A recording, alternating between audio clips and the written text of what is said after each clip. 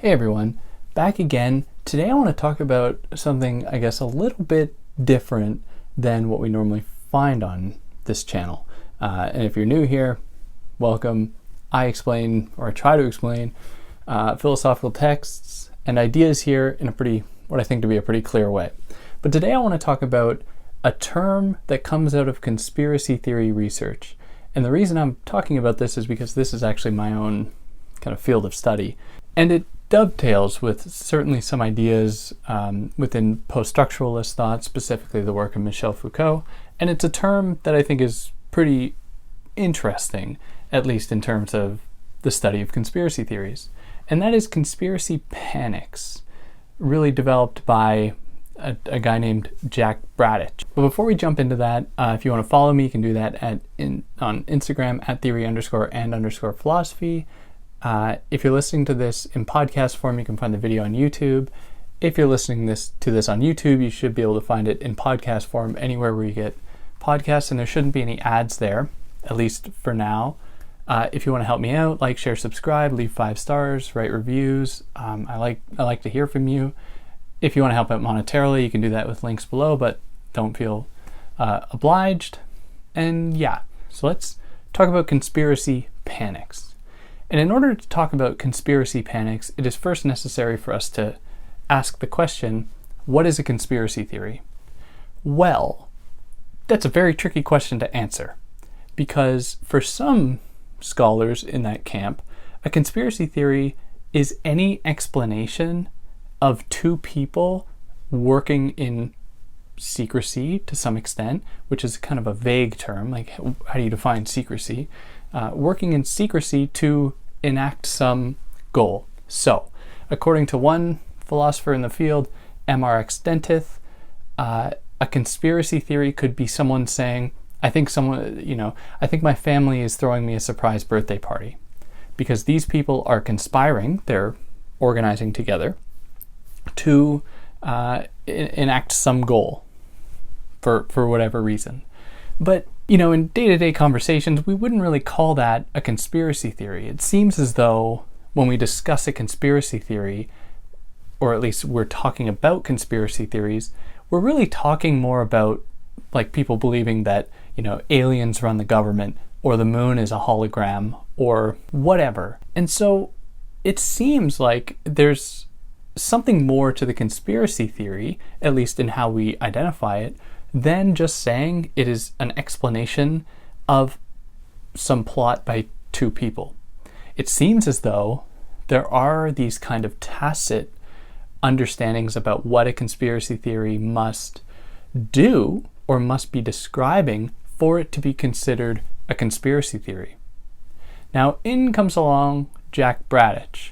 Well, not chronologically that way. He was writing 10 or so years ago, he wrote this idea, or 12 years ago. And Jack Bratich is like, well, I don't actually know if the conspiracy theory exists out in the world.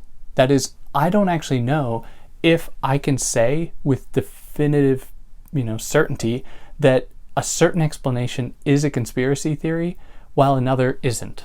So, for example, Watergate was a conspiracy theory. For those that don't know, Watergate was the kind of groundbreaking investigative journalistic endeavor of Woodward and Bernstein, working with the Washington Post, I believe, that uncovered that the Richard Nixon administration had orchestrated the break-in of the DNC to extract like certain files and to further their political campaign.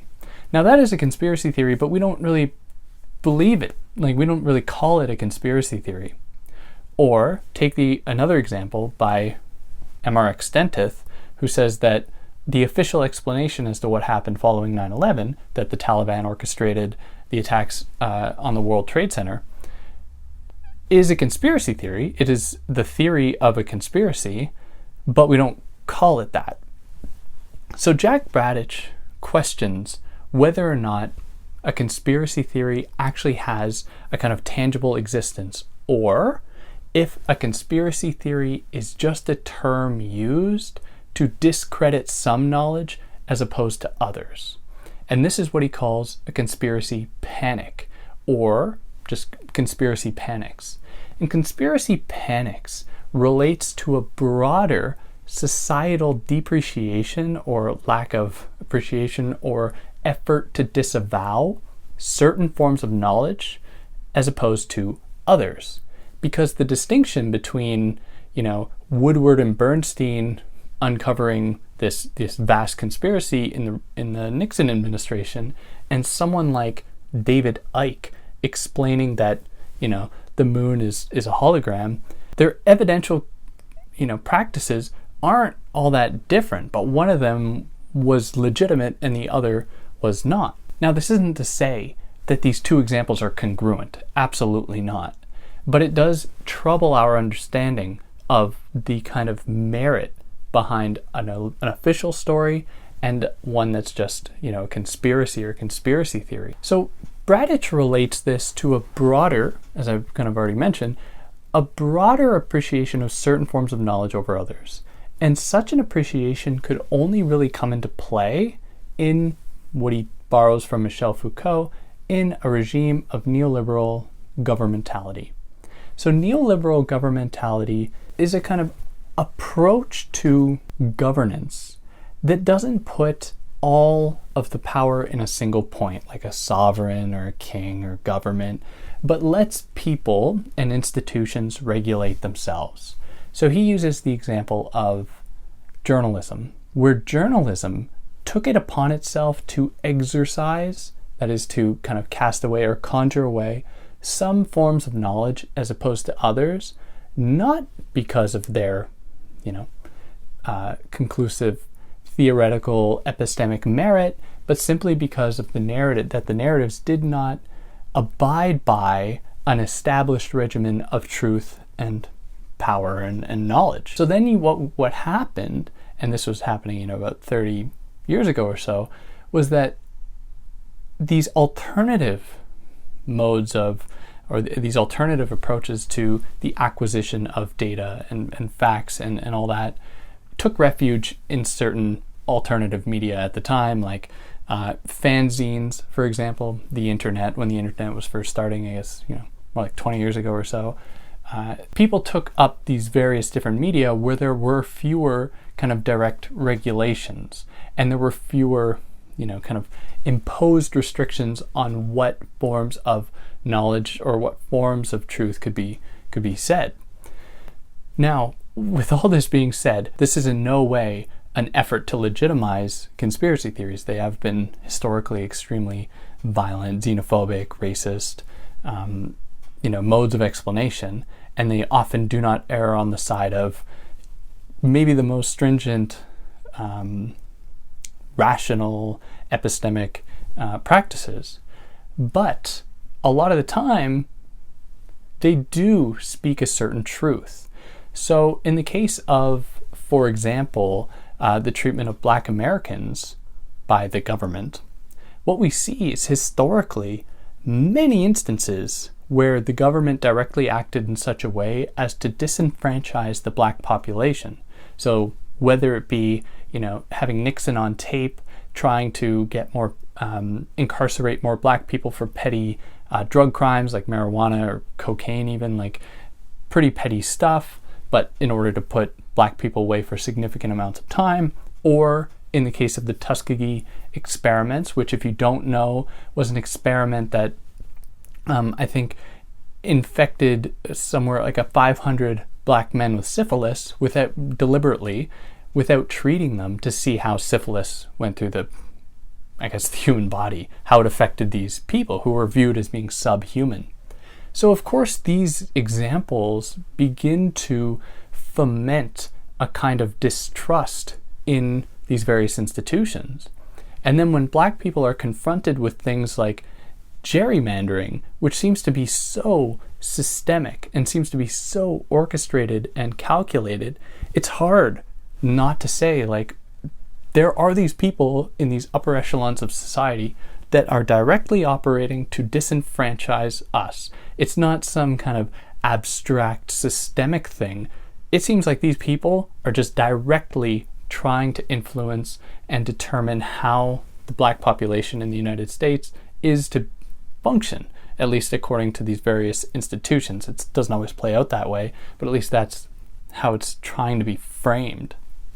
And this, of course, extends to like housing, to gentrification, to the systemic foreclosure of access for black people to various institutions like hospitals, schooling, anything like that.